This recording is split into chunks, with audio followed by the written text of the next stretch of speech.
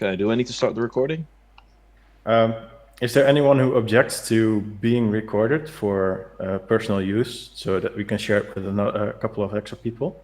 No, it's only for private use. Then it's okay. Yeah, but it's nice to ask, of course. Anyone who has a Okay. problem with that? No, no. Okay. Good. It's No not up to problem you, at all. Aukie. Always nice to be famous. Okay, I started the recording. Okay, we have a sheet. Hello, welcome guys. This evening we're going to talk about my talk called On Top of the Elephant. So named because this is all about a programming language built on top of PHP. And so this talk is about a bit about the programming language I built, why I built it, a bit of history on syntax, and we'll dive into how you can start building your own programming language.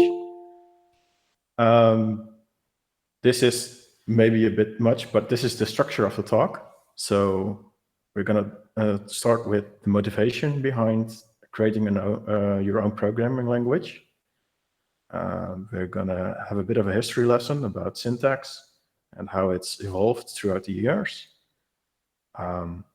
A bit of programming language design and choices you could make. How to parse your own programming language into a syntax tree, and how to implement a parser. I'm not going to dive into what kind of implementation we're using just yet. After that, we're going to have a quick break and do a show and tell of the programming language in use. And then we'll move on to some theory about compiling and running the code and how to optimize it, and conclude with what we've learned this evening. If you have any questions, just ask them throughout the presentation, or you could, if you don't want to talk out loud yourself, do it in the chat. I'm just now aware that I don't have the chat up, so if someone from the hosts could ask the question in their chat, that would be great. Cool. So the motivation behind building your own programming language. Well, in my case, I was thinking about building a language that could implement a domain-specific language. So make it easier to do the work that I'm actually doing, instead of focusing on all the boilerplate that surrounds it within PHP. So this is an example of the syntax of Symbiont. Symbiont is the language I'm developing right now. And it shows quickly the functionality the language should have. Doesn't have it all right now. But this is just a reference to see, okay, this is what we're going to talk about. I will step into what everything is in a later slide, so don't try to memorize everything right now. Yeah, well, a later slide, I said. So don't try to read all this code, but what this slide shows is, on the right side, we have some code I wrote in Symbiont. And on the left side, I have an equivalent that I had to write in PHP if I were to implement the same thing. And what you'll see is that because it's a domain-specific language, there is a lot less code, and the code is way more descriptive. So over here, we start to do something with a product called TNT. And over here on the left, we see that there is a lot of boilerplate code that we need to invoke in order to get to that same point. And yeah, then we proceed to do something with media gallery entries, where the media type is image, and then we're going to keep all images that match this regular expression. And if you see here on the left side, that takes, well, a fair amount of code. It's not per se that readable compared to the short amount of code you see here. And because it's a domain-specific language, I can choose to do things that are not described in code. So here on the right side, we see the language automatically detects and persists changes to the products. And on the left side, we'll have to keep track of changes and manually persist changes. So this is a good reason to create your own language, just to keep it to your domain. Although this domain is very broad, it's motivation enough to start writing your own.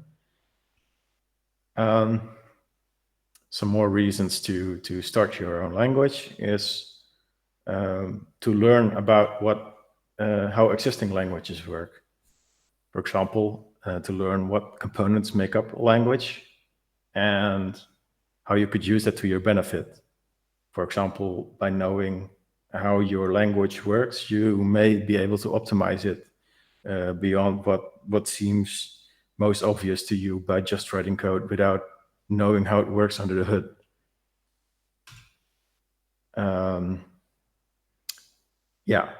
So another reason to build your own language is to have the specification be something that is runtime configuration.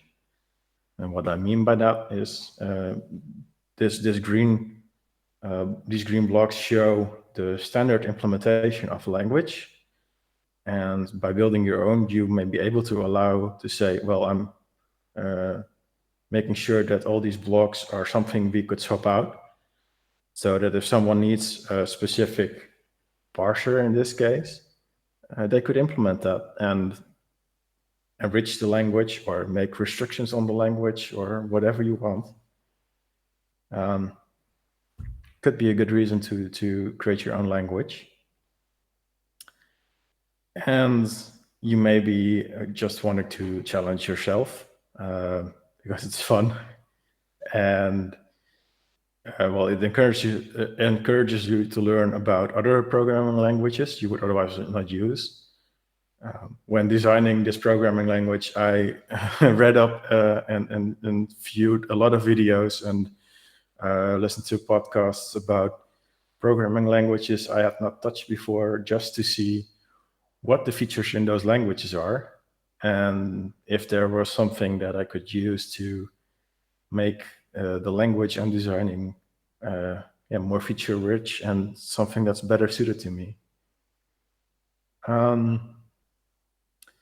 You will also get an improved understanding of the relationship between programming languages and hardware. So on the right, we see here a Raspberry Pi. But if you were to start working with PLCs or FPGAs, then you will need to know about a lot about machine code, and diving into how programming languages work does give you a better understanding of how that works. Are there any questions so far about what we've seen? I don't expect any, but okay. Then we'll move on to a bit of history. Oh, go ahead. I was wondering what are example of a language you got really inspired by for your for Symbiont? Well, it's always a mix. So PHP itself was a big inspiration, but also languages like Golang and JavaScript and a bit of Perl, a bit of Python, just a bit of everything really. But also languages like C and B, and recently I've seen a lot of C++ with auto functions and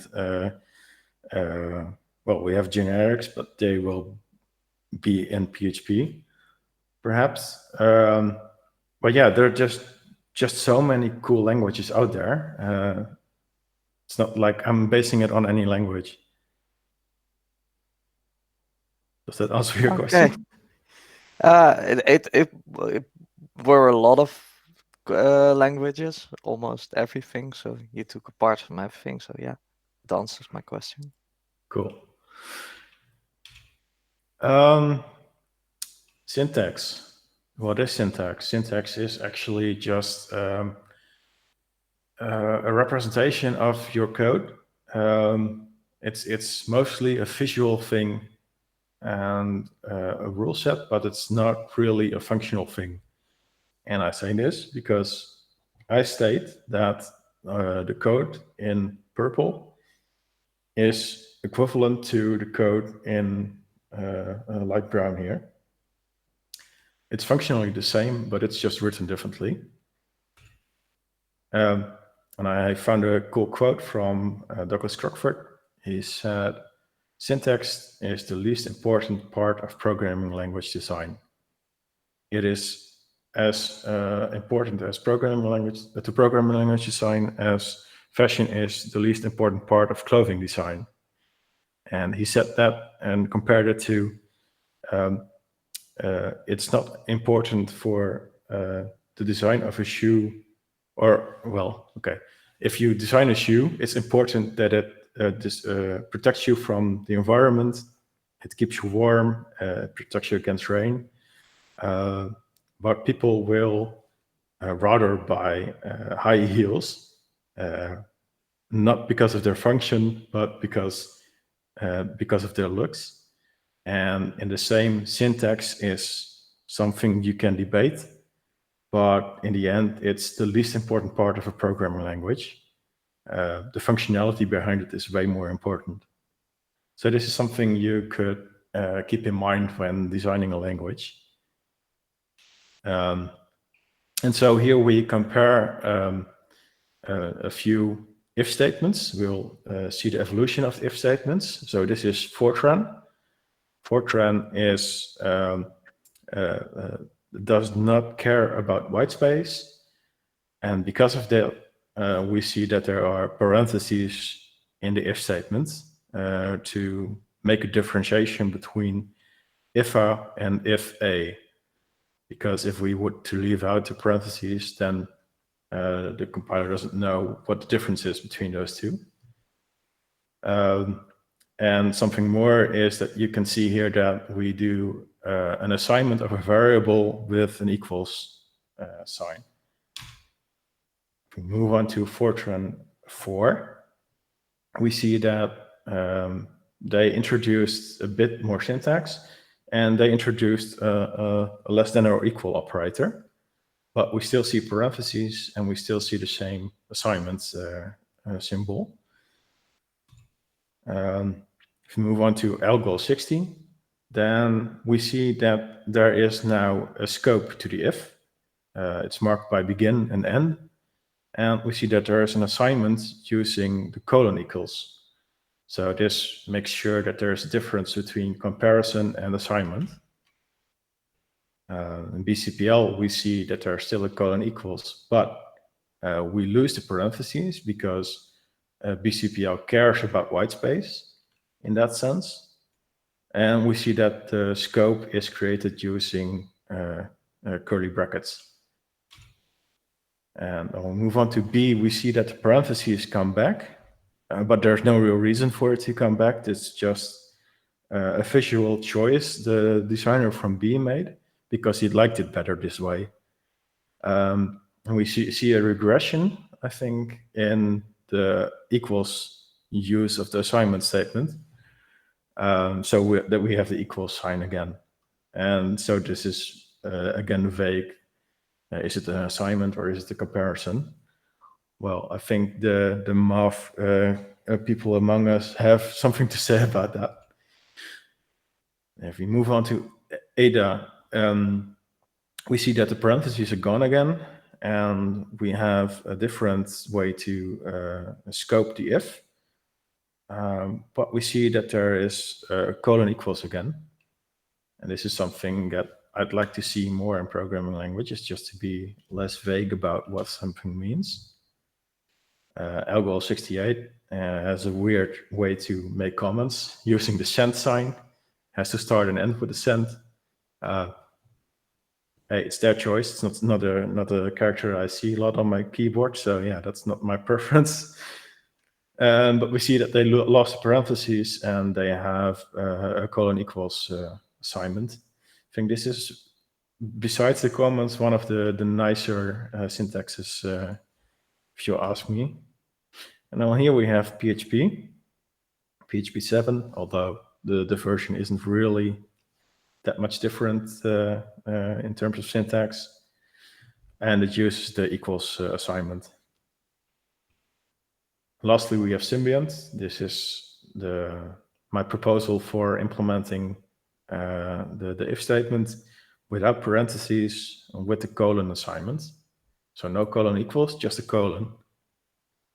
I'm not sure about that still, but at least I don't want the equals assignment back in there.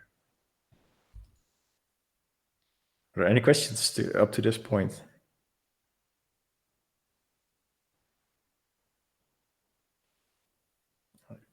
Guess that's a no. Otherwise, just speak up and I'll pause for a bit.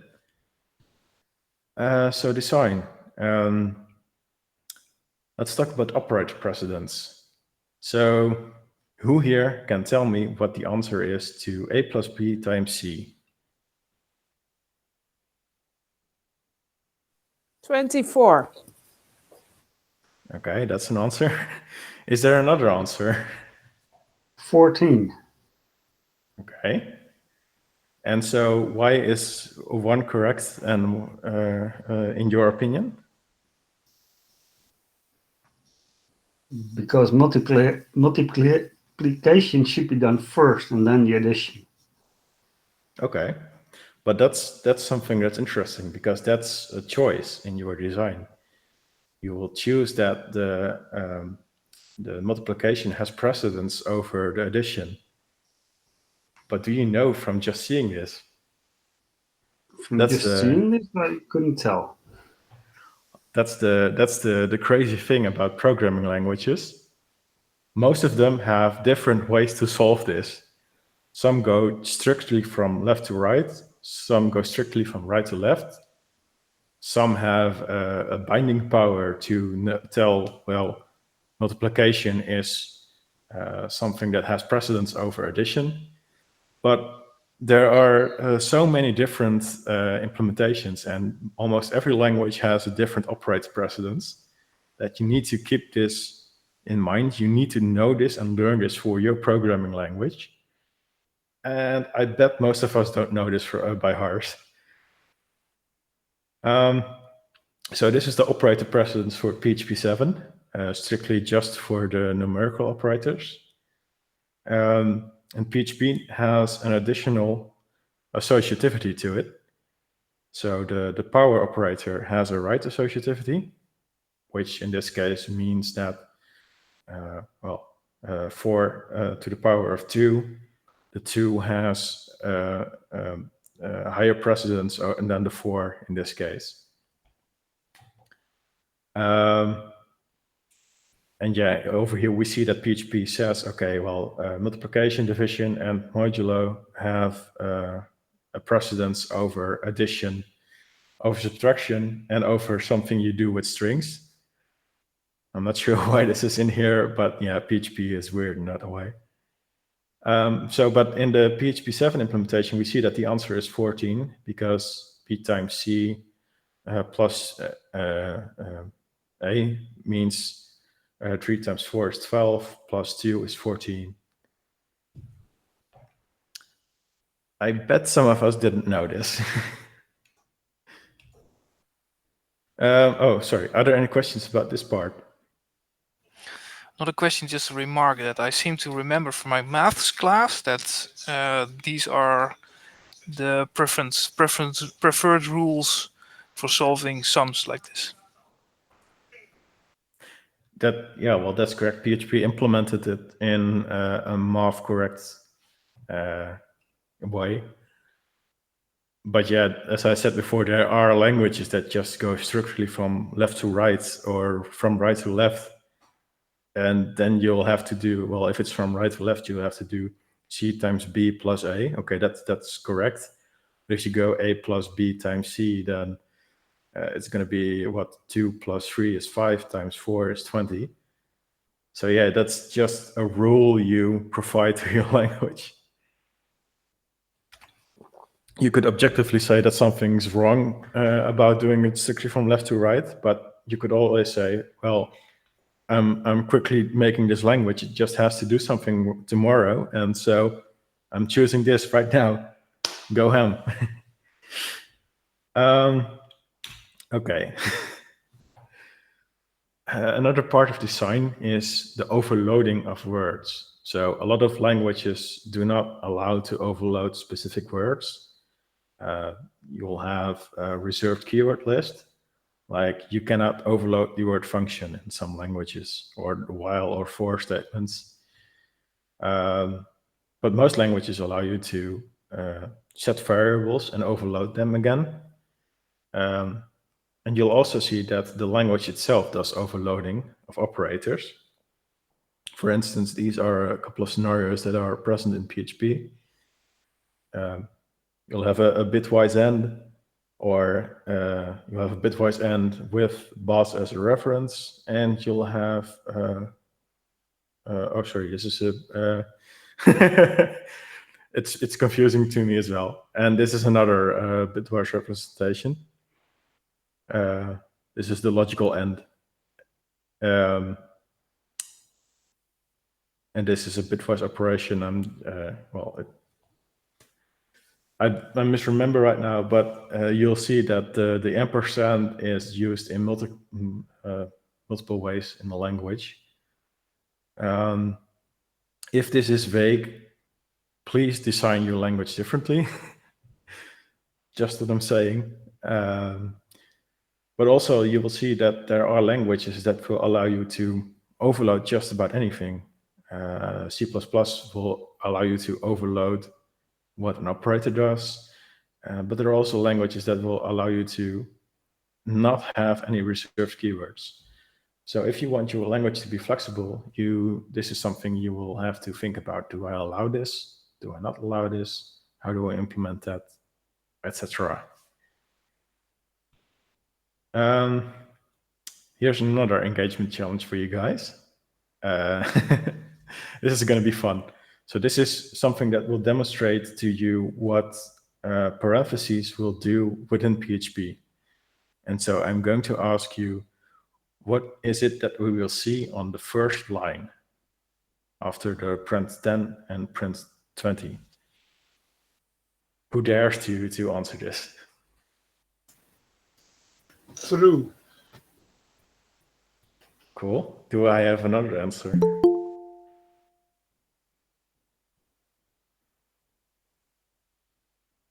Okay, we'll keep it at true. So we'll see. Maybe nothing. That's also a cool answer. Probably nothing. True might be false. True might be false. That's also cool. So I'm going to show what happens. It's going to blow your minds. 1020. 201. Yes. I'm going to explain why this happens after we've gone through all the 3 lines. So who dares to tell me what happens on the second line?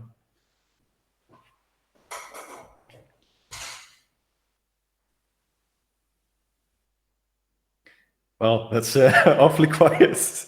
I think it will say 3040. You think it will say 3040? Okay. Well, it says 401. Anyone dares to answer? I think this line will be 50, 60 because of the colons around it. The brackets. Yeah. So that's actually Yes. correct.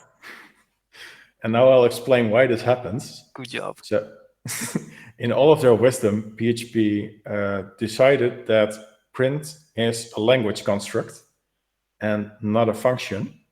So what happens here is the precedence of the parentheses here make it so that this is going to print everything on up until the end of the line. And what happens is that there's this end comparison that checks, oh, 10, is that truthy? Yes, it is truthy. Okay, then I will print 20. And so this is the first thing that happens. It will print 20. And then this returns true. And when you print true, it turns into a number 1. So that's what happens there. And basically on the second line, we have the same thing happening. The parentheses are not present here, but this has precedence over the print statement. And so this gets resolved first, and then this happens. And only here we see the correct expected answer, because we put the parentheses around the statement that's executed, and then we move on to the next one. I love PHP.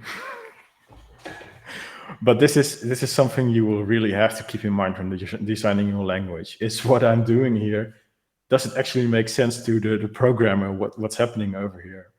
And I say that print is one of those language constructs that just doesn't work as intended. I'll ask, are there any questions? I don't think so, but because it's, yeah, self-explanatory at this point, but.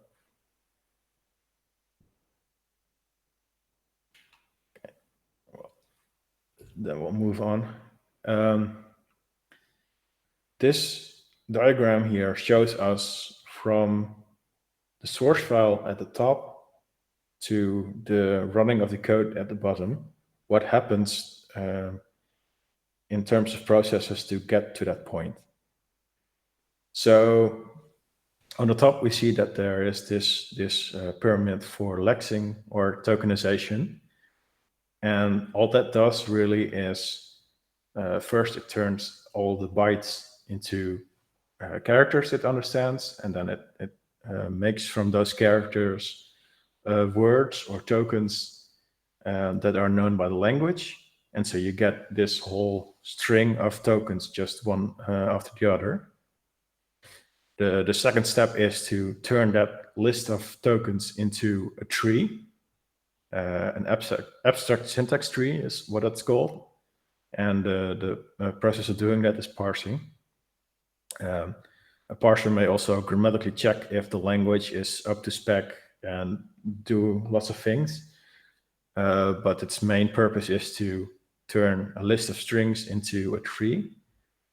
And then we have the compiler, which is supposed to turn a tree into operation codes or opcodes specific to target. For instance, if you do this for an actual machine, then if you have an Intel x86 or x86 processor, then that's a target to compile to. And you could also have an AMD processor, and that could have different instruction sets, so it compiles differently. So the combination of your destination and the abstract syntax tree makes what the compiler could turn into opcodes. And then finally, you will have something like a runtime or a virtual machine that could execute that instruction one by one. And that makes it do things. Is this clear?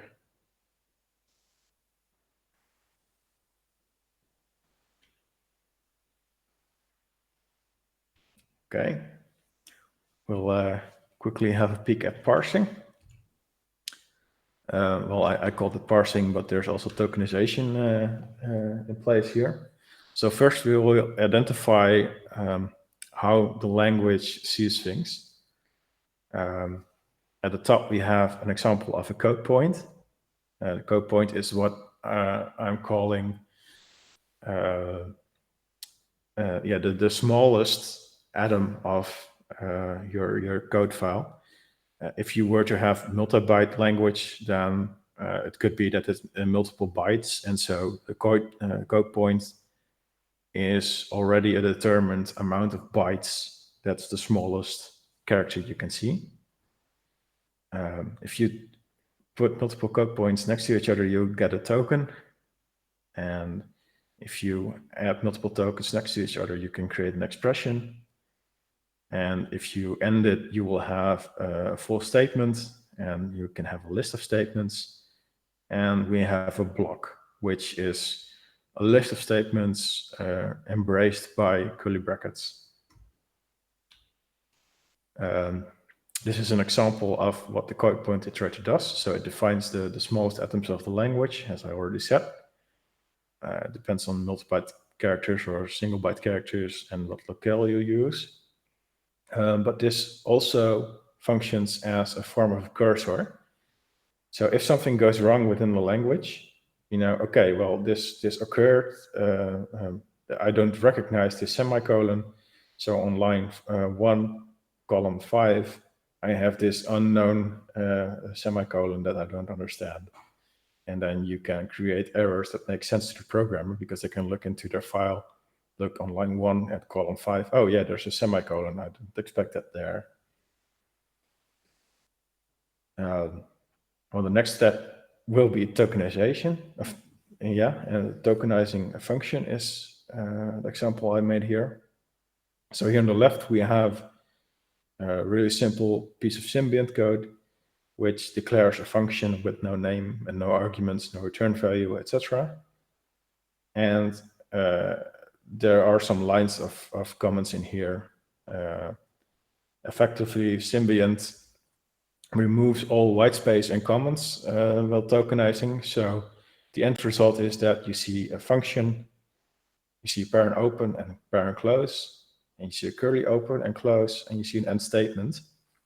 And that's basically everything that's written into the file, or yeah, available from the file and recognized by the language. And we simply saw, okay, well, there's white space here, there's a comment here. I'm going to strip that out. It's not something I'm going to parse or whatever. And then the token stream ends with a T and program. And this is just so you can recognize, okay, well, the program ended. And if you didn't expect it to end at that point, then you can say, okay, well, the program ended, but I was expecting something else. So this is an error. You as developer now need to do something with this. Are there any questions up to this point? Well, if you completely ignore all white spaces, how are you going to create functions that do have names? Oh, that's a good question. So it would be easier if I could just edit this, but so what actually happens is first it will create a token for the function, and then it will create a token for white space here, and then we'll create a token for the name that's identified, and then we'll create another token for extra white space, etc. It's just that I removed those tokens immediately after tokenization so that I don't have to act upon them. But they are present in the language itself to separate some elements. But in theory, I could just write this all next to each other. I mean, but I need a white space between the function and the name, just so that I know that function and what's following after is something different. But that's my implementation of a language, and there are other ways to do it. Good question, though.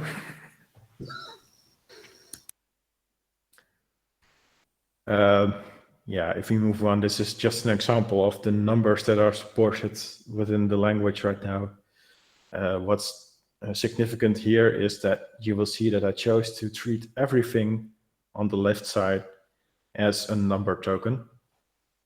So everything from integers to floating points to scientific numbers and what's here, octal, binary, and hex numbers. You could choose to give that specific token names. It's entirely dependent on what your language needs, if it needs to differentiate this at this point. I chose not to do that, so that I can create operations on any kind of number, but we'll have to see if that was a good choice of me, and it may change. Then we're gonna actually parse those tokens into a tree. And now you may be wondering, well, okay, I have this piece of code and that results in these tokens. How do I get from this list of tokens to this tree of, well, it looks already pretty complex just for the simple addition and assignment. I'm not expecting you to make that leap, so we're going to move on to the implementation of the parser. I chose as an implementation for the parser the top-down operator precedence method defined by Von Pratt. He wrote a paper on this. He defined a parser that's useful for functional programming languages in a time that functional programming languages were few and far between, and nobody really liked them. So he also wrote in his paper, this is something nobody's going to use. Well, today we have a lot of programming languages that do support functional programming. So this is getting some kind of resurgence. Top-down operator precedence is designed for expression languages. So languages that do a lot of things with math or string assignments or mainly data operations and arithmetic. And it parses things using a given binding power. So for instance, I will give my addition a binding power of 10, and I will give my multiplication a binding power of 20. Then anything to a multiplication binds stronger to that than to the addition, and that makes it so that the rule of multiplication is stronger in this case.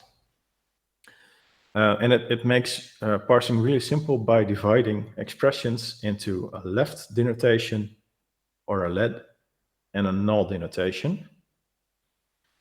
I'll quickly describe what the difference is. So a null denotation, for example, is this return symbol. In this case, there is nothing to the left of return. So we only are concerned with something that's on the right of return.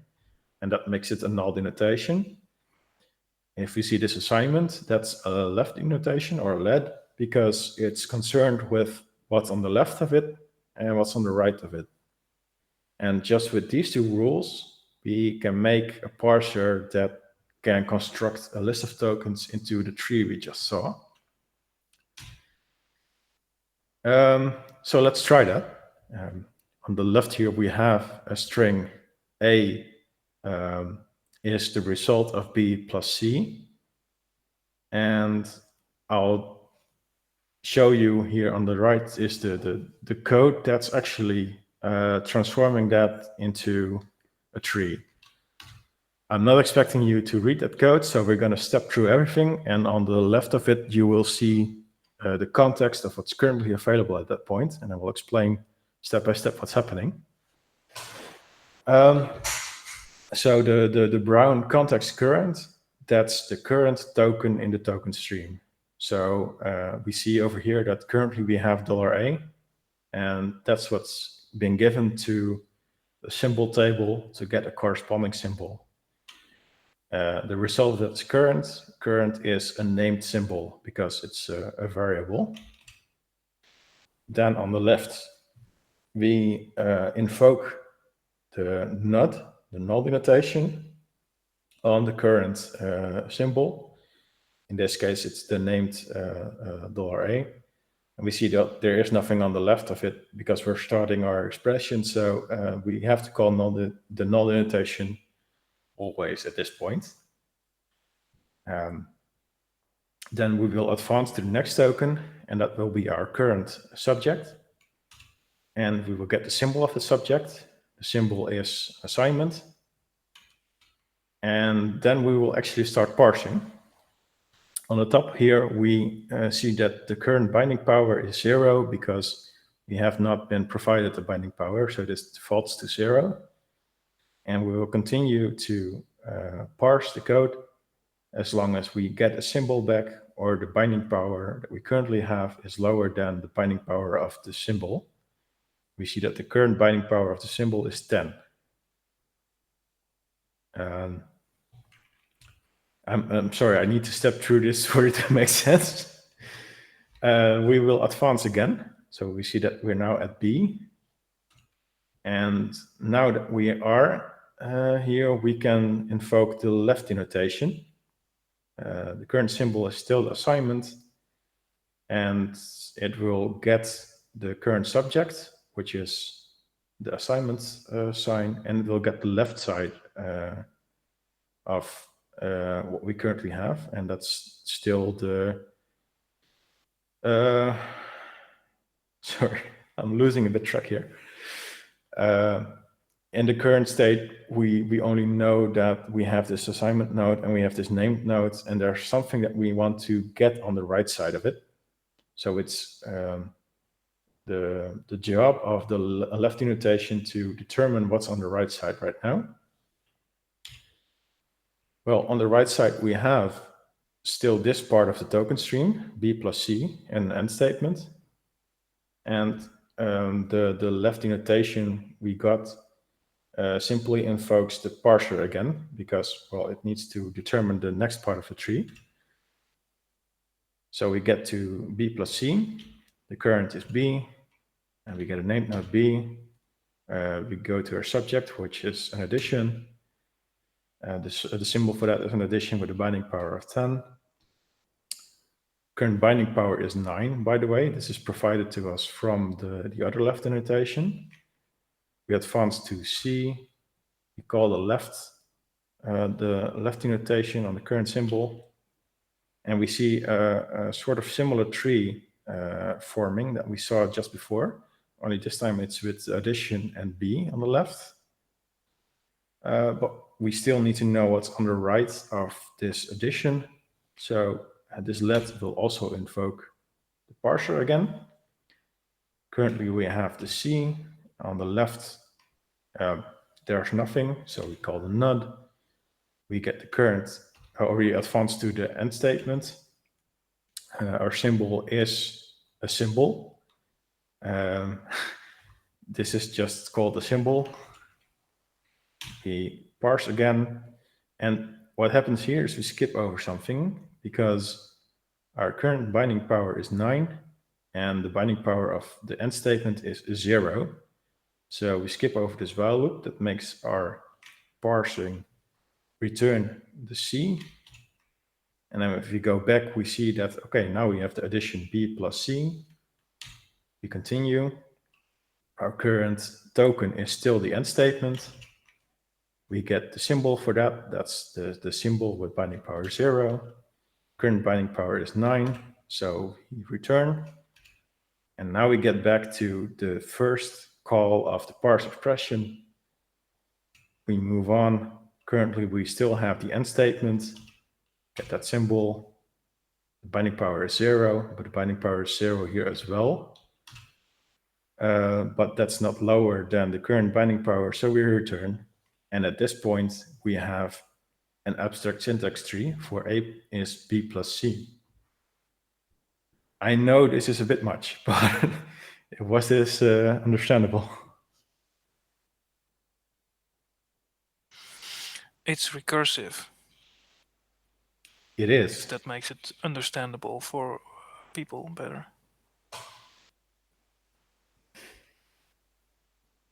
I guess I'll just have to do a show and tell to make this more interesting right now. Do you all see my IDE right now? Yes. Cool. So over here, I have an example of binary nodes. And I can do a couple of things right now. I can tokenize this, I can parse this, and I can draw a graph from it. Let's first tokenize this file, which is in AST nodes binary. Well, this is not really that strange that it results into this. If we parse it again, or not again, we parse it, we will get a structure that somewhat resembles the graph I've shown you. And lastly, we can graph this. And we'll pipe it 2 dots.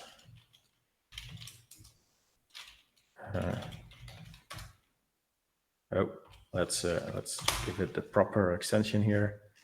And now I have this PNG, which is the tree that's been made from the file binary.sim. This is nothing really really interesting. What is cool about Symbiont is that it does everything just in time. So I'm going to show you that. I'm going to show you this file. First, I'm tokenizing it, and then I'm parsing it, and you'll see something magic.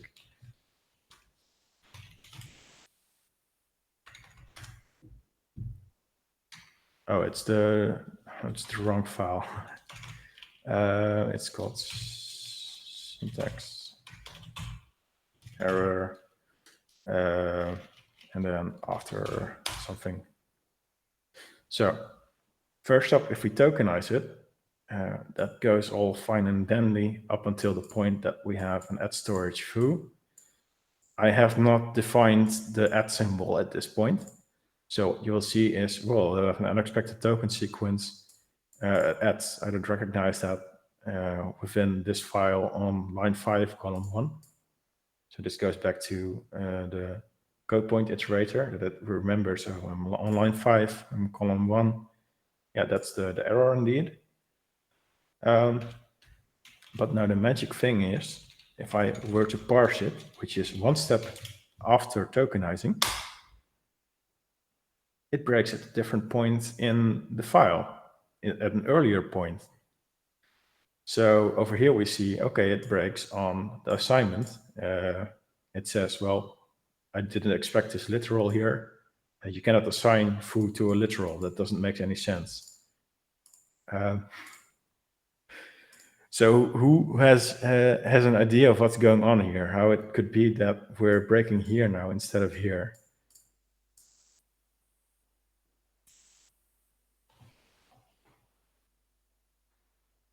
The first is like the add storage foo is like something that's illegal in your language right now. And the 13 assigned to foo is something that's illegal while executing the language. While it's not a syntax error. I guess it's invoking your tokenizer when you advance. So it isn't checking the line 5 yet because it ain't at line 5 yet when parsing. That's correct.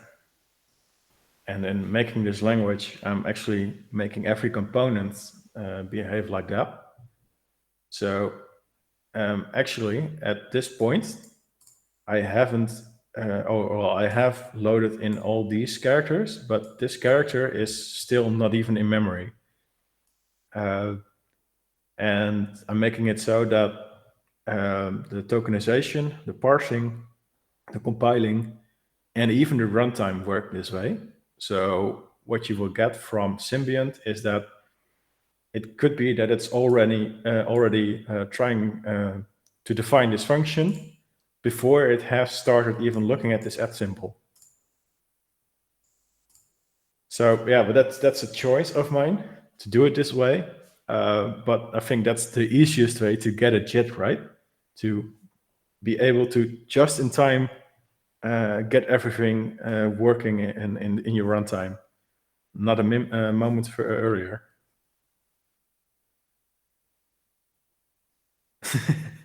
Okay, it's a. I had a preparation with Remco earlier, and then you'll just have a one-on-one feedback. But now I get silence because nobody wants to talk through one another, I guess. Is there really cool anything? Sorry? This is really cool stuff, though. Cool, that's great to hear.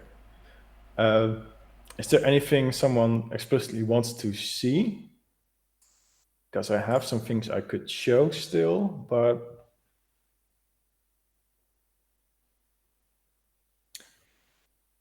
something I cannot show you is that it's actually running, because I'm currently at the compiler phase of the language, so I don't have a runtime yet. I'm sorry to disappoint. Something Remco thought was cool was, let's just do a live addition to the language. So although I did show you just in my slides that there's an addition by means of a plus, if I, oh, what's going on here? Oh, right. I put a watcher on my Symbiont files. And so now I already get this error message that, well, I didn't expect a token plus because I don't recognize it. Let me get my terminal back. So it was this file. Yes, this currently results into a token error because we don't understand the addition. But we'll actually show how easy it is to now support this. We have an operator, which is an assign. And I'll just copy paste a bit of code here because I'm going to be lazy. Okay. Oh, of course it is. Addition. Well, that's not an assignment, but I don't have, or sorry, it's, yeah, I don't have an addition clause right now. So let's quickly add one live together and show you how easy it is to expand the language.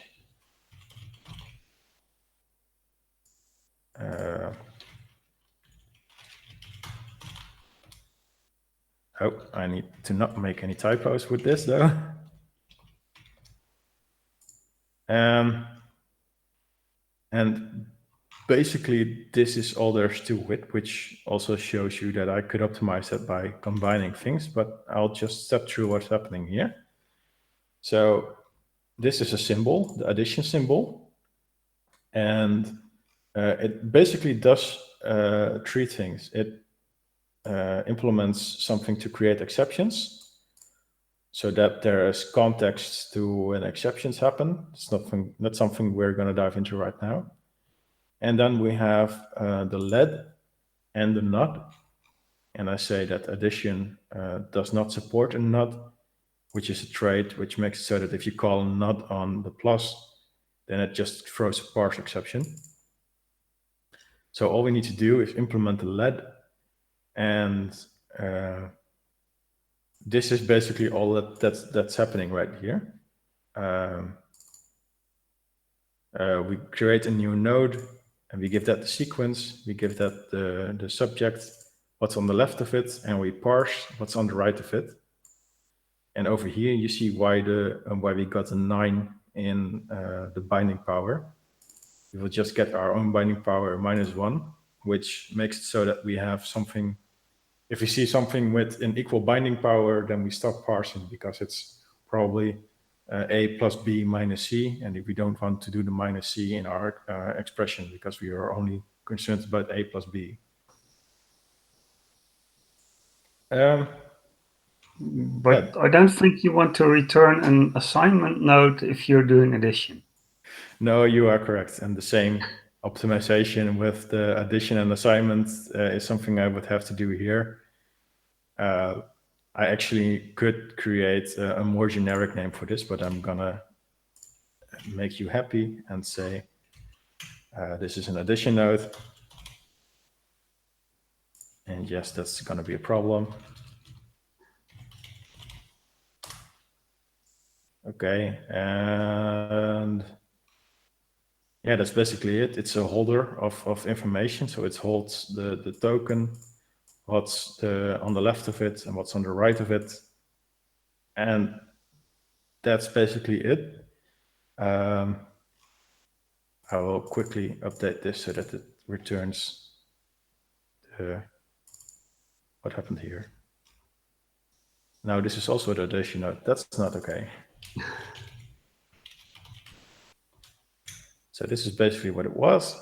And we have the addition set here. So if we now do this again, yay, it works. Yay. We have added an operator to the language. Isn't that fancy? That's pretty cool. It's very fancy. Okay, well, that's basically it for the live demo part of it. Unless you guys want to see something specific, but feel free to interrupt me at a later point again. I have seen a question in the chat that isn't. Sorry, I missed it. I think it wasn't consulted yet. It was the question was, how does scoping looks like in a graph? How does scoping look like? Yeah, that was what the question was. Yes, sorry, I didn't understand you. How does scoping look like in a graph? Yeah. So that's basically going back to this part.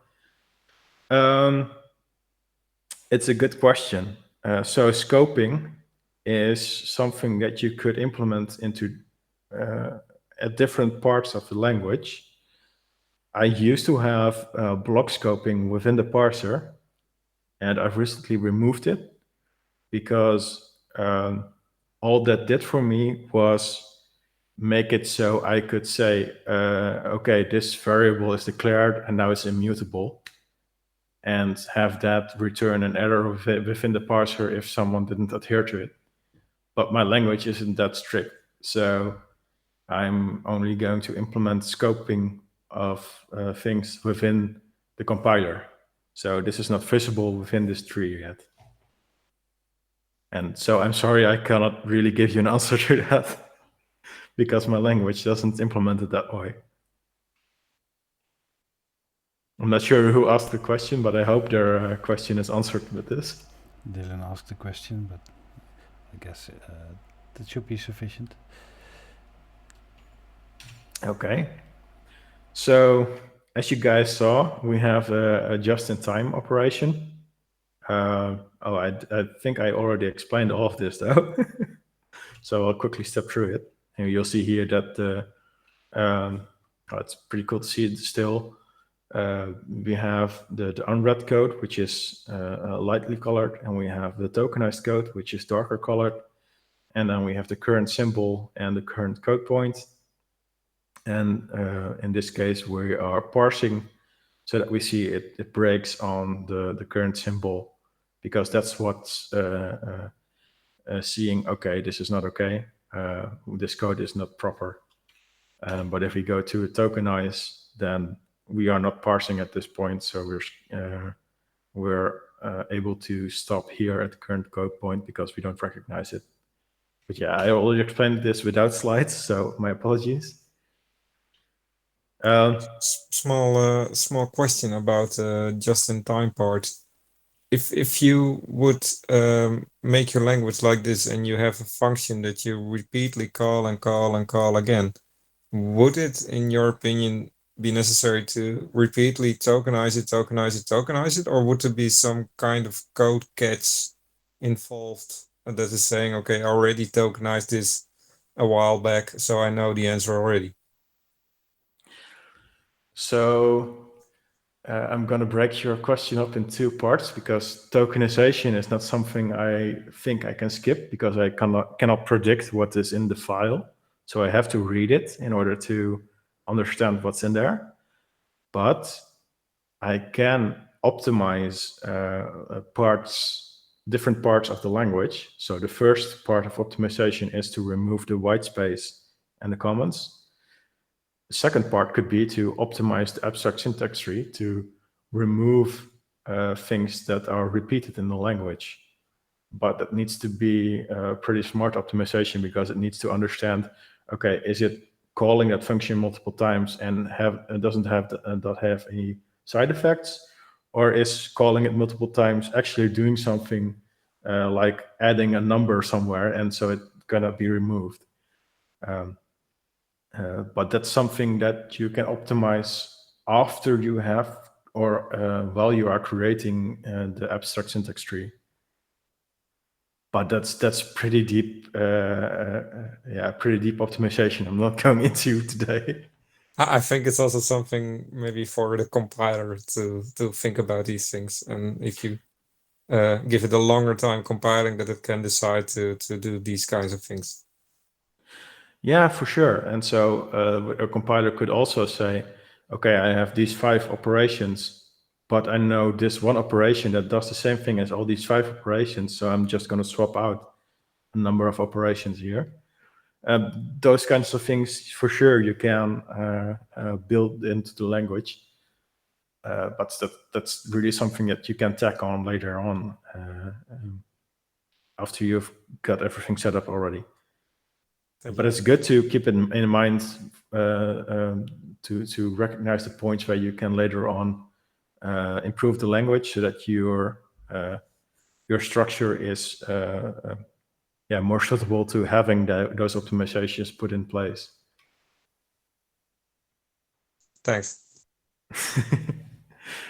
We'll move on to compiling the code, and this is going to be a bit theoretical. I simply have not finished this yet. So what you see here is an AST, the abstract syntax tree, where A is B plus C. And my intention is to first gather all the variables here and define them in something inside registers. And then this will be the result of the tree put into operation codes. So it's doing an addition, and the result of that addition is assigned to A. This is really abstract. This is something you can also do for PHP. If you go to 3v4l.org, you can do something similar with PHP. But this is all theoretical at this point, so it may change. And I'm also going to skip it right now. The last part of the programming language will be the runtime. And so one way of doing that could be using a virtual machine. You could introduce a virtual processor that just invokes all operations one by one. It could have some registries. It could have an object storage or a file system layer. Whatever you really need from the language, you could put in there. But basically, this represents what you would otherwise do with machine code directly onto a CPU. It's just virtual. It's your language's way of presenting itself as an actual machine to your code. And so here's the chapter optimizations that we skipped over a bit already. These are some things that I recognize as things you could be able to do as optimizations. So we see the removal of the white space in the comments. You could remove unused variables in the AST, or remove unreachable code. And you could convert single-use variables in literals.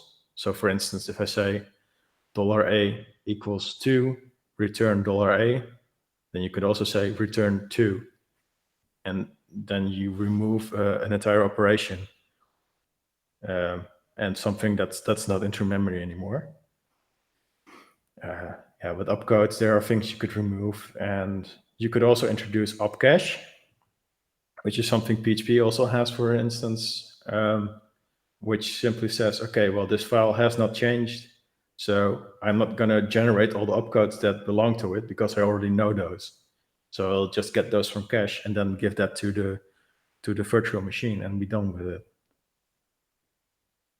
I'm going to ask you again, are there any questions up to this point?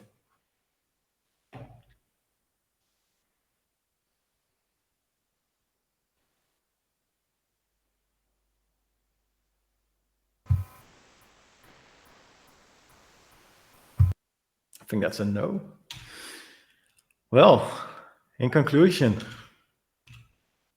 were all goals met? Well, most of them. So I learned something new. I implemented part of the language, and I'm pretty sure that I am able to solve eventually what I want to solve with it. What were challenges so far? Top-down operator precedence is invented with functional programming in mind. Doing it in OOP made it so that I had to not use a global state, which made it so that I had to pass on a lot of objects with a lot of information, and it made it a bit more verbose than when using functional programming. So that was a bit of a challenge. Top-down operator precedence is meant for an expression language, but there are no such things as function statements or for and while blocks and stuff like that. So I had to tack that on. I hope that'll be stable. I had to learn to split up the language in components that make sense, because this is my first programming language, so that was a bit, it goes back to the functional versus OOP bit of thing. I had to identify tokens that share characters. For example, you can have a T number -12. You could also have a T minus as operator, which is just a minus sign. And so I had to devise ways to differentiate the two. I had to determine how to enforce the grammar of the language. And so the block scope thing is one of those questions that really defines this problem. I'm not doing it within the parser at this point, but I am saying in the parser, hey, on the left side, I have a literal. On the right side, I'm trying to assign that to the literal. Well, the literal cannot hold a value, so that's a problem. These kind of decisions are something I had to figure out. The specification and the language components themselves are all interchangeable. So the library of code that defines Symbiont and the files that define what the specification is are completely detached. So I could rewrite a whole new language in terms of syntax without having to program any new components of the language itself. And PHP specifically, I had to represent a lot of objects through a class-based system instead of just structs with properties and property types, etc. This is something that is addressed better in PHP 8 and also in 7.4. But currently that gives a lot of overhead to the code base, and that also means that I didn't test most of it because I anticipated coming of PHP 8 to fix that.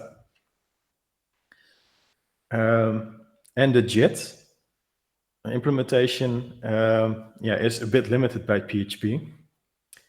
If I were to, for instance, implement this within Golang, I could say, okay, well, I will give the tokenizer a buffer of a couple of megabytes and just keep on tokenizing while I'm also already parsing it. That's not something in that PHP really lends itself to. It's blocking until I need the next token.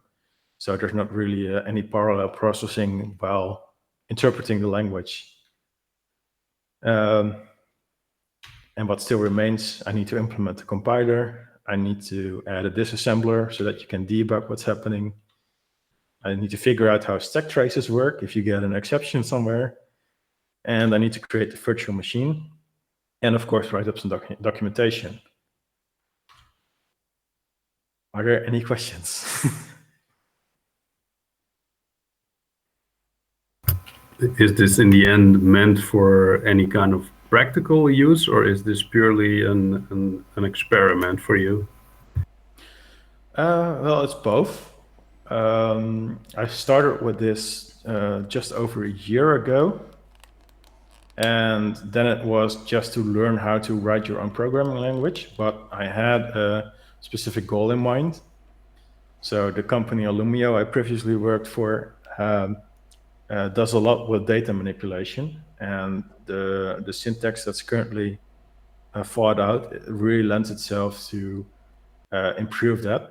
And I'm still in contact with employees of that company who are still interested in implementing it once it's in a functional state for that same purpose. So it's a bit of both. It's about learning how to create your own programming language, but also there is probably someone that's gonna put it in practice.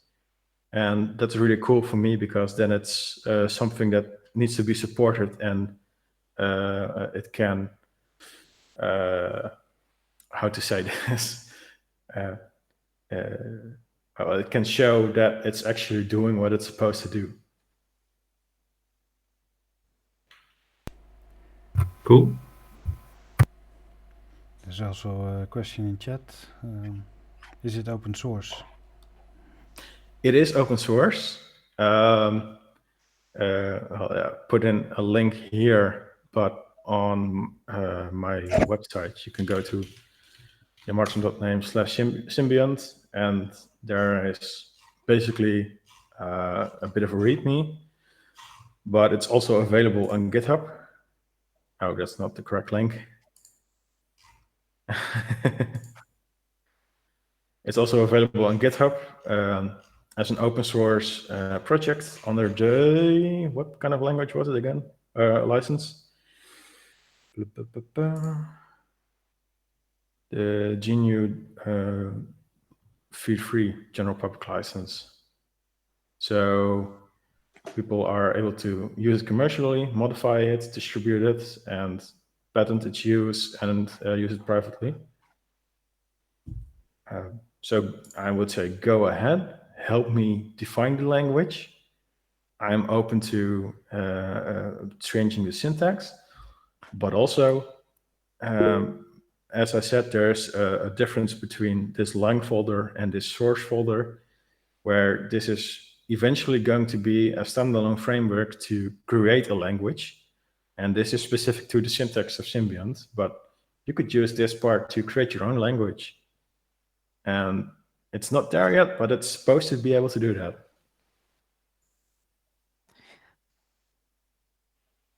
Cool. I also have a question.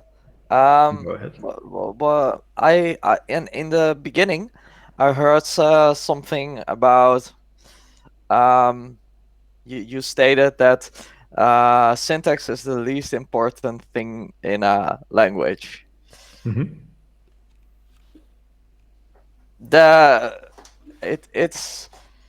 It's kind of contrasted in the theory what I heard from the philosophy that they had while creating, for instance, Golang, because that was really focused on the syntax, that the syntax is the best shape possible. That's a different philosophy, I think, or how do you look at it? So it is true that they have made a lot of rules in their syntax to shape the language. The reason I'm saying that syntax is the least important part is that you do not want to get stuck on, do I use parentheses? Do I not use parentheses? do I use a colon equals, or do I just use an equals? Functionally, those are all the same. It's just a matter of preference and yeah, what we find prettier and what we find easier to parse in our heads. So that's also important. If I can read the code better, then that's better for everyone as developers.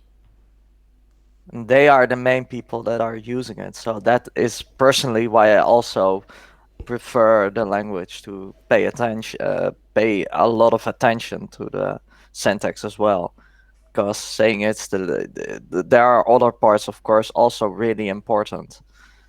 But personally, I'd be willing to wait a bit longer on the compiling step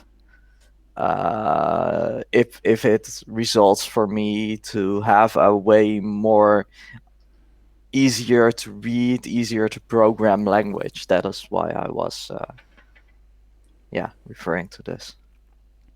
So it's cool that you mentioned compiling specifically, because I know Golang rejects the choice of symbols simply because, oh, that's a new symbol. We don't have that in the language yet, so it's going to be more expensive to process that. So we're going to reuse something else that we already have.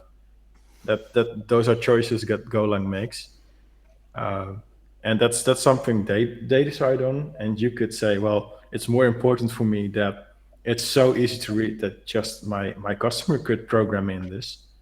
And then you could say, well, it's cheaper for me to spend more time on compiling the code than on instructing my programmers what they can and cannot use. Mm-hmm. Yes. At the end, you sorry. No, go ahead.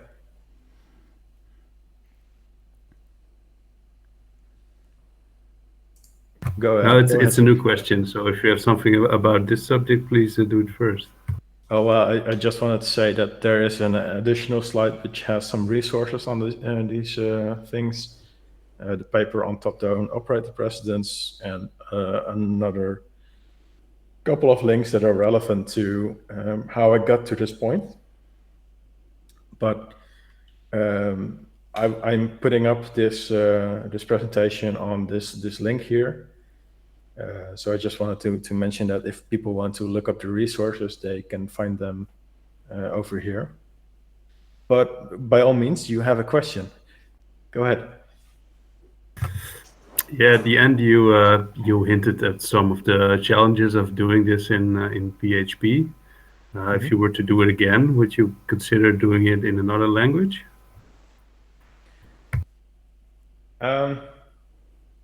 Yes and no. The cool thing about doing it in PHP right now is that eventually I will be able to inject this within PHP frameworks in such a way that you could interchange what is available within your PHP application and what is done within the Symbiont application. That's also why it's called Symbiont, because it's looking for a mutualistic symbiotic relationship. And so it will be, you will be able to prepare things within PHP, then write an optimized domain-specific piece of Symbiont, process your things, and then return it to PHP. And that's one of the goals of doing it in PHP. But if I were to create a new language, I would probably do it in something like Golang, for sure. Okay, cool.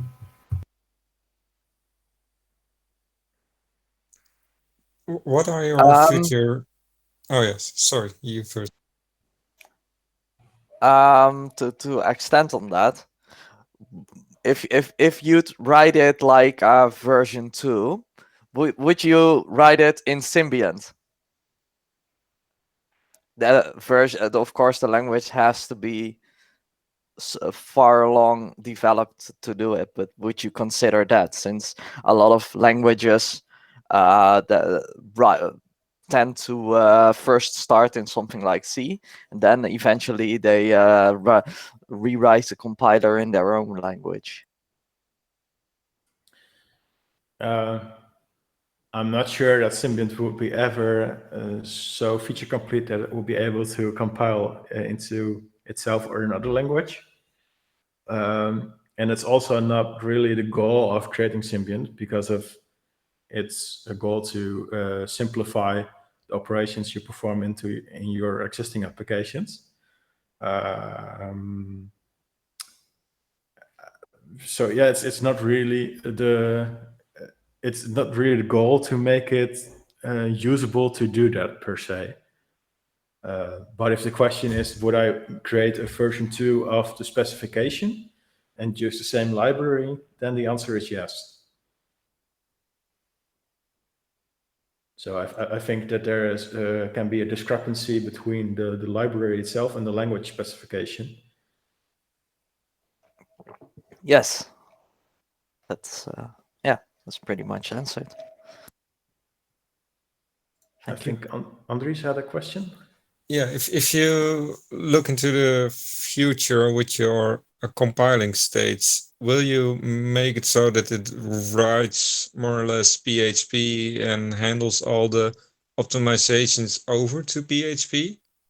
Or are you willing to write more of the functionality of the compiler yourself? What are your thoughts about this one?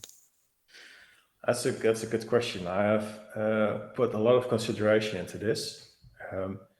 There are even things like PHP libraries that emulate 6502 processor, and that's an actual old machine processor for microprocessor for those who don't know. And I could just write operations that are known or have been known in for decades right now. But I would like to elevate PHP in this case, because PHP optimizes a lot for me already, and making my language so strict that I, for instance, create my own number types and then have to convert them back to PHP, which is actually executing it, that would make the language slower, I guess. So what I'm doing is I am compiling to my own opcodes, but how the opcodes are executed will be native PHP, just to keep the performance there.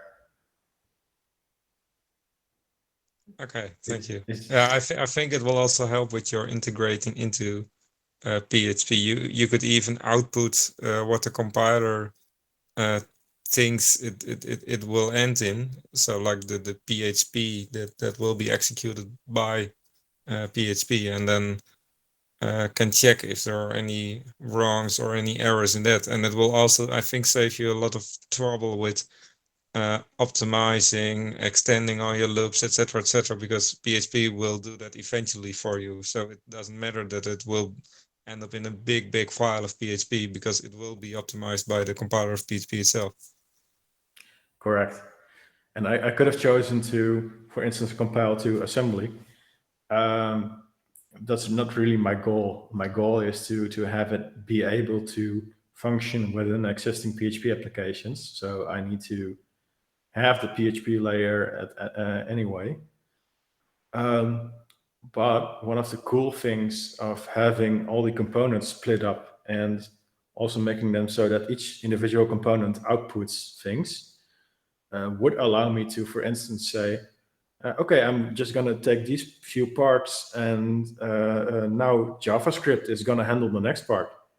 And what that would allow me is re-implement the same things in a different language, for instance, JavaScript, and then have a front-end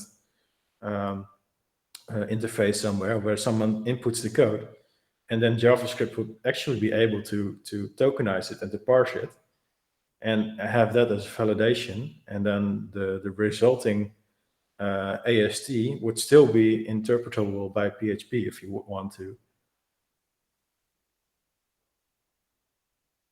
But that's all. So you have an intermediate code that can then be compiled to like the other languages that you would implement Symbiont in. Yeah, so I would every step here, you see, this is a tokenized step, and I have the parse step, and I will eventually have a compile step. And every intermediate step has an output format it could export to. And at that point, you could have a different language take over from here and move on with the next part. That sounds cool. But that's really far future music.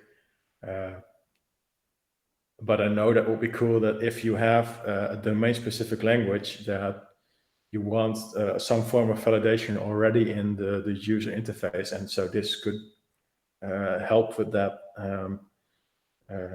making sure that what you send to the server will be actually something that's usable. Thank you. Anyone else, or are we all tired as far from the presentation? No, I do have a question. Would you say that creating the tokenizer was a hard bit, or was it an easy bit? It really was the easiest bit. That's for sure. And so I also didn't go really in depth into it because I think you can figure out how to create your tokenizer. So I discussed this with Remco. And he saw me draw this out on my board, and he said, "Well, you could have done this with a finite state machine." And I was like, "Yeah, you are right." But I made just a couple of strategies to try to figure out what it is, and then this current sequence of tokens goes through all of them until there's just one left or none left, and then that's the one that could return the token. So for example, a really simple one is I'm doing a regular expression. It starts with a $sign, and then there are these characters, and it has 3 states. It can resolve in either it's a candidate, so it could be that it's done. It could be that there is more to this token. It could be resolved or rejected. Jan-Marten? Yeah. I'm sorry to interrupt. I need to go. But if you send me a mail, I'll put my mail in the chat. I'll send you the recording via mail. Cool. Is that okay? Yeah. Nice. Okay. You're welcome. Have a nice evening. Thanks for you too. Yeah. Thanks for the talk. Bye. Bye. And so yeah, this is a really simple one. The most complex one is I use for numbers because that's actually a pretty hefty regular expression. Yeah, I saw your stuff. So. But it's more complex because I put them all into the same token. So if you split this up, it will naturally be simpler. Yeah. And also PCRA2 was just implemented in PHP when I did this, and so I could just toy around with it.